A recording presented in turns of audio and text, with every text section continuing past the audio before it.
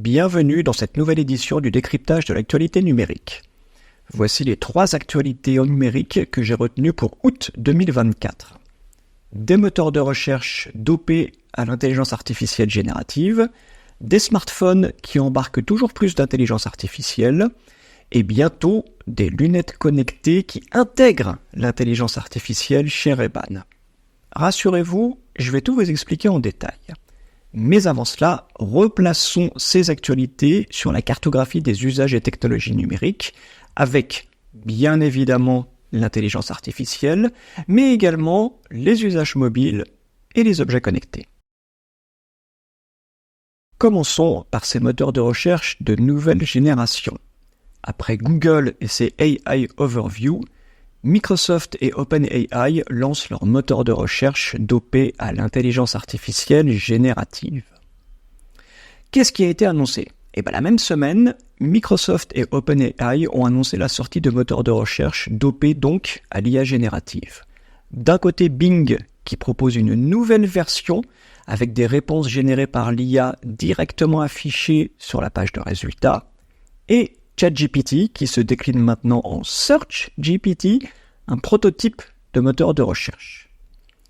Ces 2 annonces sont importantes. D'une part, pour Microsoft, parce que Bing, leur moteur de recherche, a une part de marché plutôt faible depuis de nombreuses années, à peine supérieure à 10%, et qu'ils ne sont pas parvenus à relancer l'intérêt de Bing, malgré la possibilité d'utiliser GPT et DALL-E gratuitement, même sur leur marché d'origine, donc aux États-Unis.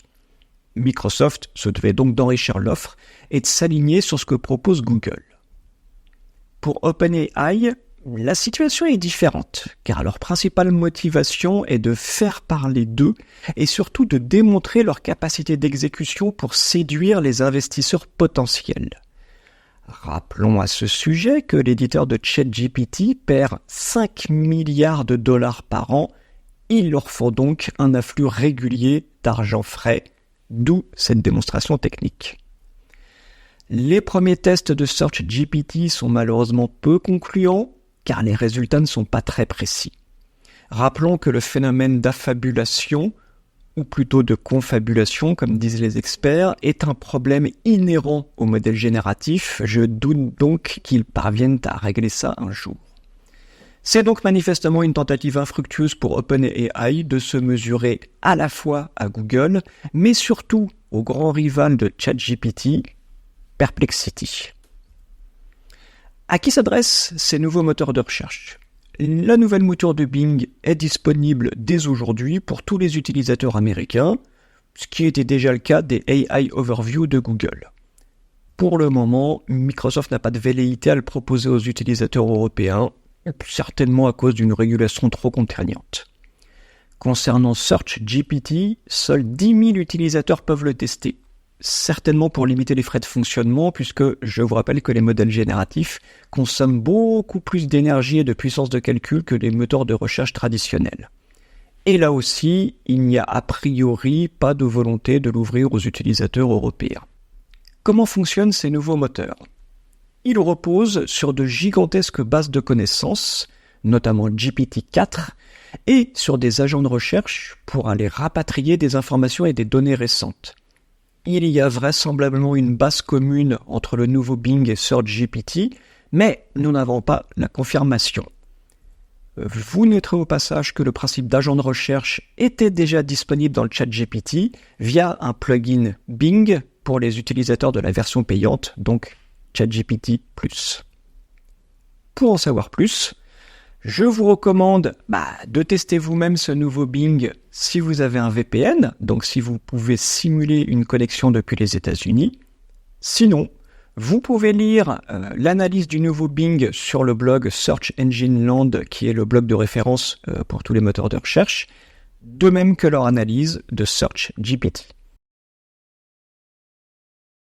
Poursuivons avec les nouvelles générations de smartphones dopés à l'intelligence artificielle. Ces dernières semaines, nous avons ainsi pu assister aux annonces de Samsung et de Huawei qui misent beaucoup sur l'intelligence artificielle pour valoriser leurs nouveaux smartphones. Et il y a Google qui a été forcé de lever le voile sur son futur Pixel 9 à cause de nombreuses fuites qui ont fuité dans les médias. Ce dont il est question est de la 9e génération de smartphones conçus par Google, donc le Pixel 9, dont le lancement officiel est prévu pour le 13 août.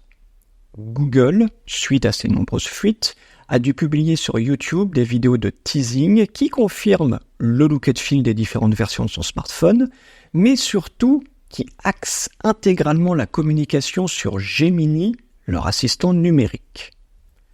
Vous noterez, et c'est important, qu'il existe déjà de nombreuses fonctionnalités d'Android qui exploitent déjà l'intelligence artificielle dans différentes applications de Google, notamment Google Photos, mais nous parlons bien ici de nouvelles fonctionnalités. Pourquoi est-ce important ?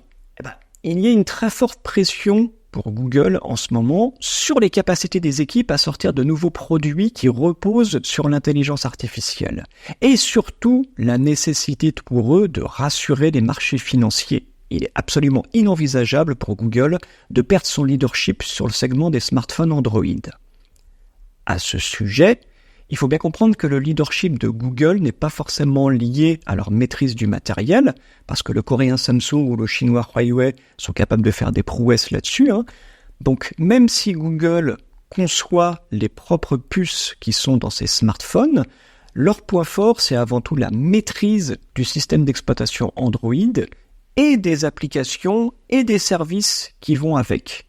La recherche, Google Maps, Gmail et ainsi de suite. Donc la stratégie de Google pour valoriser ses smartphones, c'est grosso modo la même stratégie que Microsoft avec ses AI PC, donc qui sont dopés à Copilot, et que Apple avec le futur Apple Intelligence. C'est donc du matériel haut de gamme, parfaitement intégré avec leurs logiciels et services, et en plus un assistant numérique de nouvelle génération. Qui est concerné par ces nouvelles fonctionnalités ? Tous les futurs propriétaires d'un Pixel 9 Pro ou d'un Pixel 9 Fold. Eux pourront bénéficier des dernières fonctionnalités reposant sur l'intelligence artificielle en général et Gemini en particulier. Dans un second temps, potentiellement, les abonnés à Google One ou les propriétaires d'un Pixel 9 basique ou d'un Pixel 8 pourront éventuellement bénéficier aussi de ces fonctionnalités, mais certainement dans une version dégradée. Comment ça fonctionne ? Toutes ces nouvelles fonctionnalités, elles sont proposées grâce à des modèles génératifs installés en local ou dans le cloud pour pouvoir bénéficier de l'assistant Gemini, de la retranscription d'appels, de la recherche visuelle, de la génération de contenu et ainsi de suite. Donc c'est soit en local, soit dans le cloud.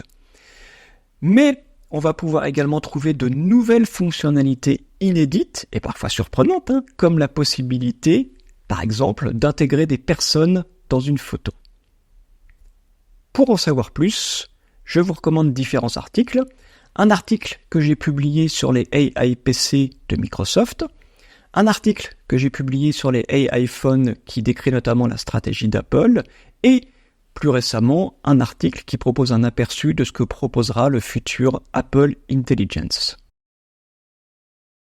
Terminons avec le patron d'Essilor Luxottica qui, lors de la présentation des résultats trimestriels, a évoqué la possibilité d'une prise de participation conséquente de Meta dans les capitales de la société. Une déclaration qui a naturellement enflammé les marchés financiers, d'autant plus que, quelques jours plus tard, une rumeur nous apprend que Google serait également en discussion pour rentrer au capital de la société franco-italienne, à laquelle appartient notamment la marque Ray-Ban. De quoi parlons-nous juste ? Les spécialistes anticipent la mise sur le marché prochaine de lunettes de réalité augmentée de nouvelle génération.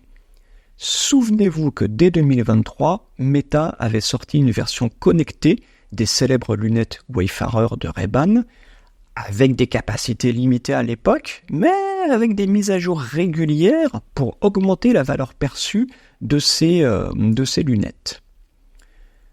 Pourquoi est-ce important ?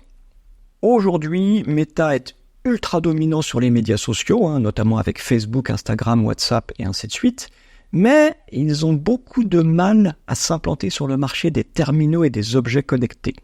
On se souvient ainsi des tentatives malheureuses du Facebook Phone ou du cadre connecté Portal. Meta est également le leader du segment des masques de réalité virtuelle avec le Quest, qui propose le meilleur rapport qualité-prix, mais c'est un petit segment avec quelques dizaines de millions de clients potentiels.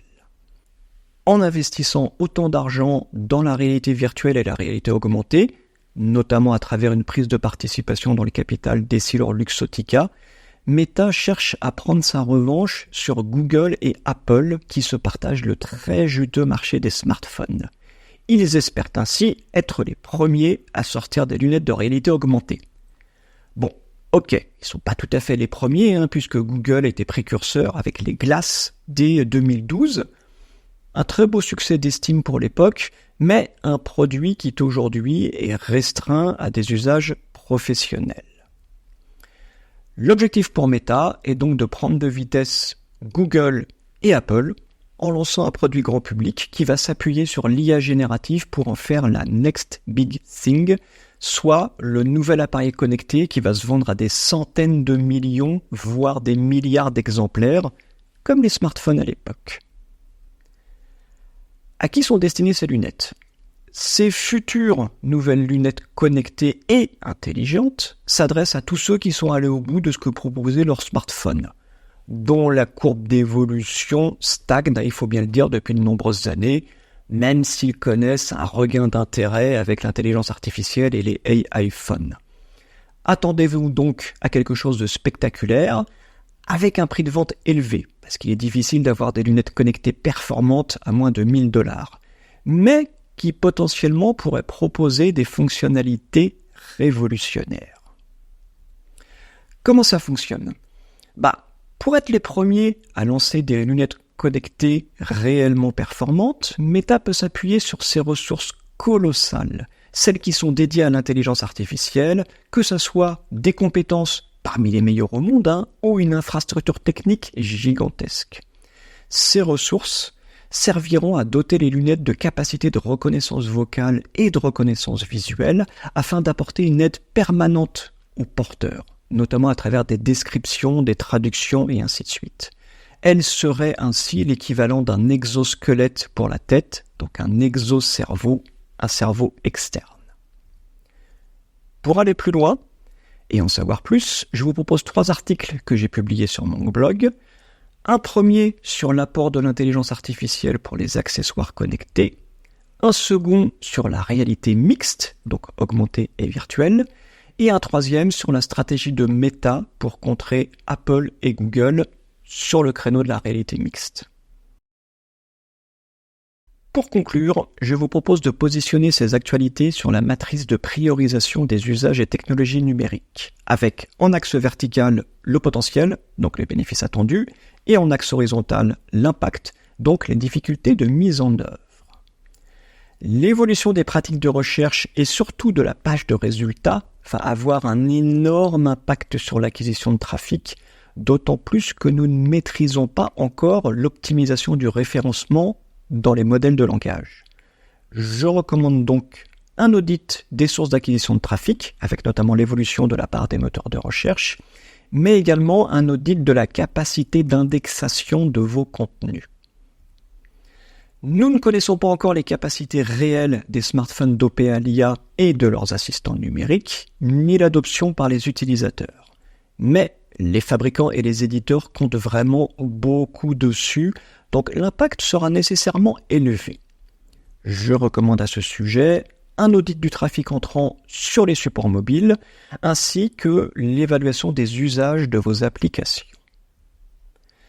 Les potentielles futures générations de lunettes connectées ne sont pas encore là, ça c'est clair, et leur adoption va sûrement prendre beaucoup de temps. Donc si l'exploit technique est réel, l'impact restera très limité pour les prochaines années. Néanmoins, il sera intéressant de mener une étude d'opportunité pour développer de nouveaux services sur ces lunettes connectées. Enfin, voici comment nous pourrions hiérarchiser ces sujets sur la pyramide des besoins en transformation numérique. L'évolution des moteurs de recherche va avoir un gros impact sur les pratiques d'acquisition de trafic et sur les activités de référencement. Idem pour l'évolution des smartphones et des usages mobiles qui va directement toucher les différentes activités numériques. Enfin, pour les lunettes connectées, même si elles ne seront pas tout de suite là, ça vous l'aurez compris, la compréhension de ces nouveaux usages et des enjeux qui en découlent font partie de la culture numérique et de la vision de votre entreprise.